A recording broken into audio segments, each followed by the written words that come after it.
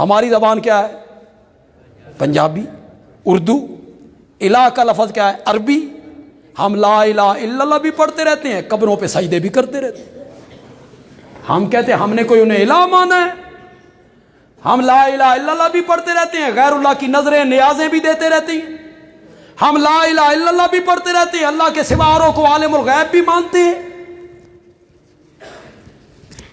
وجہ اس کی یہ ہے کہ ہمیں الہ کے معنی کا پتہ نہیں، مفہوم کا پتہ نہیں۔ میں بندیال کے قریب کھڑا ہوں، بندیال میرا آبائی پہ گاؤں ہے۔ ہماری پیدائش سے پہلے کی بات ہے، بندیال حضرت شیخ القرآن مولانا غلام اللہ خان تشریف لائے تھے جلسے میں، ہماری پیدائش سے پہلے کی بات۔ آپ میں سے تو کوئی بندہ نہیں بولے گا کہ میں نے شیخ القرآن کی تقریریں سنی ہیں یا میں نے انہیں دیکھا ہے، اس لیے نہیں بولے گا کہ میری عمر کے دائی ظاہر نہ ہو جائے، لوگ سمجھیں گے بڈھا ہے تے اس شیخ القرآن دیا تقریریں سنیاں۔ میں نے حضرت شیخ القرآن سے 2 مرتبہ قرآن کی تفسیر پڑھی۔ عالم ہم نے بڑے دیکھے، لیکن بہادر عالم غلام اللہ خان جیسا کو نہیں دیکھا۔ ایسے بچے مائیں جنتی ہیں خال خال، کبھی کبھی پیدا ہوتے ہیں۔ اب وہاں بڑی مخالفت دونوں مسلکوں کی۔ حضرت شیخ القرآن نے نہ کسی کو بتایا نہ جتایا، چپ کر کے فریق مخالف کی مسجد میں جا پہنچے۔ نیچے ملک کھڑے تھے، ان سے کہنے لگے میں کیمبل پور سے آیا ہوں۔ اس وقت اٹک نام کیا تھا؟ کیمبل پور۔ میں کیمبل پور سے آیا ہوں، پنڈ کا نمبردار ہوں، آپ کے مولانا سے ایک مسئلہ پوچھنا ہے۔ انہاں سمجھا بے بھی ذمہ دار ہے تے نمبردار ہے تے مجھاں دیاں بھیڑاں ہوندیاں۔ انہاں کیا ہو جی آؤ، مولانا اوپر بیٹھے تھے۔ یہ جی کیمبل پور سے آئے ہیں، پنڈ کے نمبردار ہیں، چودھری ہیں وہاں کے، ایک مسئلہ پوچھنا چاہتے ہیں۔ اس نے کہا یہ پوچھو۔ حضرت شیخ القرآن نے فرمایا لا الہ الا اللہ دا معنی پوچھنا جی، لا الہ الا اللہ دا معنی پوچھو۔ اس آ کہ تو ایڈا وڈا ہو گیا تے نالے لا الہ الا اللہ دا معنی نہیں آندا، اور ساری زندگی حل چلائیں جی تے زمینہ وائیاں جی، وقت ہی نہیں ملے، آج یہ گزر رہا ساں۔ میں آکھا بڑے عالم نے، اس آ کہ نہیں کوئی معبود مگر اللہ۔ شیخ القرآن نے کہا نہیں کوئی، میں نے سمجھ آ گئی یہ میری زبان ہے، مگر میں نے سمجھ آ گئی یہ میری زبان ہے۔ مولانا اے معبود کی ہے؟ اس نے کہا نہیں کوئی عبادت کے لائق مگر۔ شیخ نے کہا نہیں کوئی، سمجھ آ گئی، لائق سمجھ آ گئی، مگر سمجھ آ گئی۔ اے مولوی جی عبادت کی ہے؟ او کچھ سمجھ گیا بھئی اے نیرا جٹ نہیں، اے یملا بنے ہویا، یہ جنیاں گلاں کرن لگا ہویا نا، یہ گلاں مولوی والیاں۔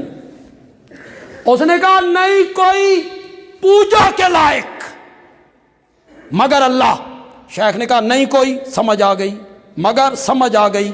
مولوی جی یہ پوجا کی ہے، یہ تو ہندی ہے تے میں نے ہندی نہیں آتی۔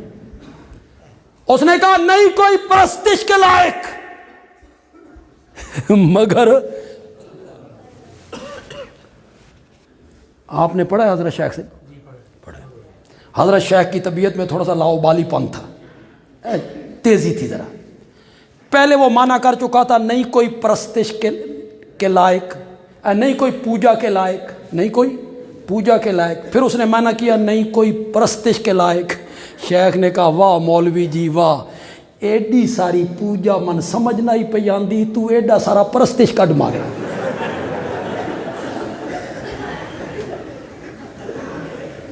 اسا کہ تو غلام اللہ خان تا نہیں، انہاں کہ تو اس نو چھوڑ۔ اس طالب علماں نو اشارہ کیتا ضرب یضرب ضربا۔ شیخ آکھیا مولانا گل سنو، یہ مار کے سمجھانا ہی نہ تو من سمجھ آ گئی، تے جو اونج سمجھانا ہی تو من کک سمجھ نہیں آئی۔ الہ دا میں نہ دس، ادھر میرے والد صاحب کو پتہ چلا، انہوں نے اپنے ملک بھیجے، حضرت شیخ کو وہاں سے بحفاظت نکال کے لائے۔ میرے والد صاحب ناراض ہوئے، آپ ادھر کیوں گئے، کوئی نقصان ہو جاتا۔ تو میرے والد صاحب نے کہا کوئی فائدہ ہویا جان دا، کی فائدہ ہویا؟ شیخ نے کہا مولانا 2 ملکاں دے پیراں تلوں میں زمین کڈ آئے ہیں، میں نکلے آنا ہے تے وہ پوچھ دے پین اپنے مولوی کول بے کچھ شک سان بھی پی گئے، کچھ شک الادہ میں نہ دس۔ وقت بہت زیادہ ہو گیا ہے، اوہو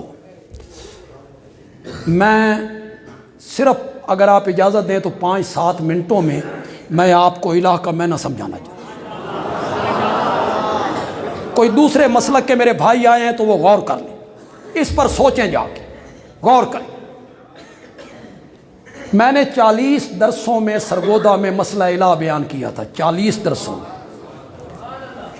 وہ کیسٹوں میں محفوظ ہے، اس ویلے اے مصیبت کو نہیں سی۔ یہ سن 2000 سے پہلے کی بات ہے، یعنی آج سے تقریباً 28 سال پہلے۔ وہ جو 40 درسوں میں نے مسئلہ الہ بیان کیا، وہ میں تو 5-7 منٹ ہی سمجھانا چاہتا۔ اللہ من توفیق دے دے، توجہ ہے آپ کی۔ 2 صفتیں صرف الہ کی ہیں۔ اب آپ نے میرے ساتھ بولنا ہے تاکہ سبق آپ کو یاد ہو جائے۔ 2 صفتیں صرف کس کی ہیں؟ اللہ کی نہیں کہنا، الہ کی، جس میں وہ 2 صفتیں مان لی جائیں اس کو الہ مان لیا، چاہے زبان سے کہے یا بے شک زبان سے کہتا رہے لا الہ الا اللہ، الہ والی صفت مان لی کسی میں، اسے الہ مان لی۔ اس کی میں دلیل دے دیتا ہوں، علماء میری اس دلیل پر ذرا غور کر لیں، شاید اس سے پہلے علماء نے اس پر توجہ نہیں کی ہوگی۔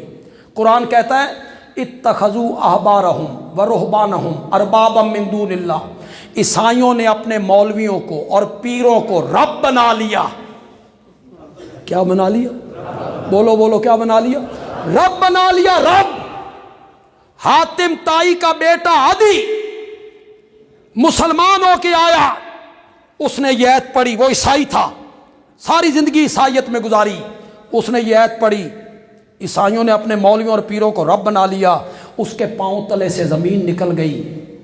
وہ میرے آقا کے پاس آیا، یا رسول اللہ میں ساری زندگی عیسائیت میں گزار کے آیا ہوں، کوئی عیسائی اپنے مولویوں اور پیروں کو رب نہیں کہتا، کوئی رب نہیں مانتا، یہ قرآن کیا کہتا ہے؟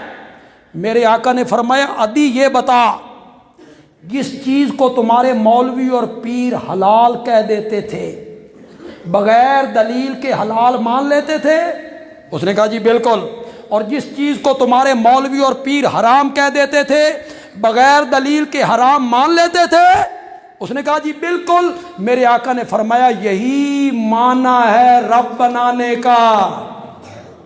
اور سمجھو کہ کون نہیں سمجھے؟ زبان سے تو وہ بھی رب نہیں کہتے تھے، حلال حرام کرنا صفت کس کی تھی؟ رب کی۔ 2 صفتیں صرف الہ کی ہیں، جس میں مان لی جائیں گی اس کو کیا مان لیا؟ غور سے بولو، الہ مان لیا۔ پہلی صفت وہ عالم الغیب ہے، میں جس کی نظر و نیاز دے رہا ہوں میرے حالات سے واقف ہے، میرے حالات کو جانتا ہے، اسے تسلط غیبی حاصل ہے۔ پہلی صفت الہ کی کیا ہے؟ عالم الغیب ہونا۔ دوسری صفت الہ کی ہے مختار کل ہونا، میرا نفع نقصان اس کے ہاتھ میں ہے، وہ مالک ہے، قادر ہے، قدیر ہے۔ یہ 2 صفتیں صرف الہ کی ہیں، جس میں یہ 2 صفتیں یا 2 میں سے ایک صفت مان لی جائے گی اس کو کیا مان لیا؟ کلمے میں کیا کہا تھا؟ میں اس پر کتنی آیتیں پڑھتا چلا جاؤں، خدا گواہ ہے، سرگودا یہاں سے کوئی دور نہیں، ہوں تو سڑک بھی چنگی بن گئی. آپ آئیں، میں آپ کو 20 آیتیں دکھا دیتا ہوں.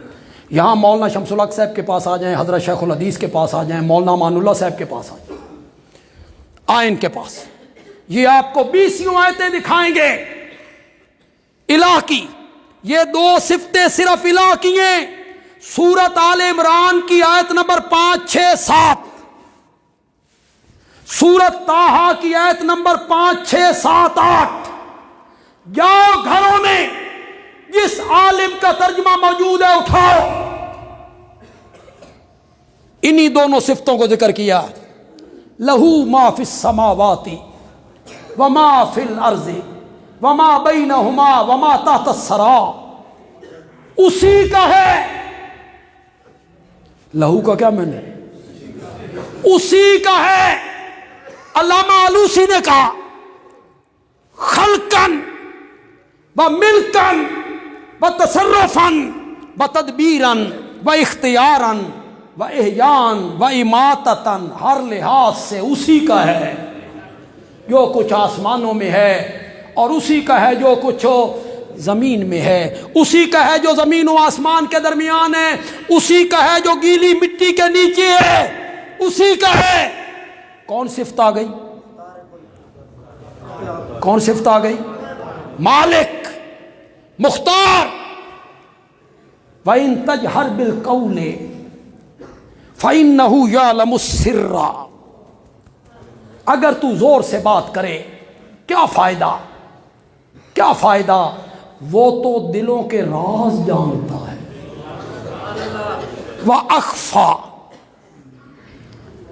راز سے بھی زیادہ پوشیدہ چیز، راز سے بھی زیادہ چھپی ہوئی چیز. مولا، راز وہ ہوتا ہے جو میرے دل میں نہ میری اہلیہ کو پتا، نہ میرے شاگردوں کو پتا، نہ میرے بھائیوں کو پتا، نہ میری برادری کو پتا، نہ میرے دوستوں کو پتا، صرف مجھے پتا ہے. مولا یہ بڑی مخفی چیز ہے، بڑی مخفی چیز ہے. اس سے بھی زیادہ مخفی اخفا وہ کیا ہے؟ مفسرین نے لکھا، سنیے اور موحد لوگ لطف لیجئے. مفسرین نے لکھا راز وہ ہے جو تیرے دل میں آ گیا، تجھے اس کا پتہ چل گیا، میں اس کو بھی جانتا ہوں. اور جو راز ابھی تیرے دل میں نہیں آیا، 20 سال کے بعد آئے گا، میں اب اس کو جانتا ہوں. فَإِنَّهُ يَعْلَمُ السِّرَّ وَأَخْفَى. یہ 2 صفتیں جب اللہ نے ذکر کر لی، مختار کل بھی میں ہوں، عالم الغیب بھی میں ہوں، تو آگے نتیجہ نکالا اگر یہ 2 صفتیں میری ہیں تو پھر مانو اللہ لا الہ الا ہو، پھر میرے سوا الہ. سورت نمل پڑھیں، ہدہد کی وہ تقریر پڑھیں جو سلیمان کے دربار میں ہدہد نے کی تھی. انہی 2 صفتوں کو ذکر کر کے ہدہد نے کہا تھا اللہ کے سوا الہ کوئی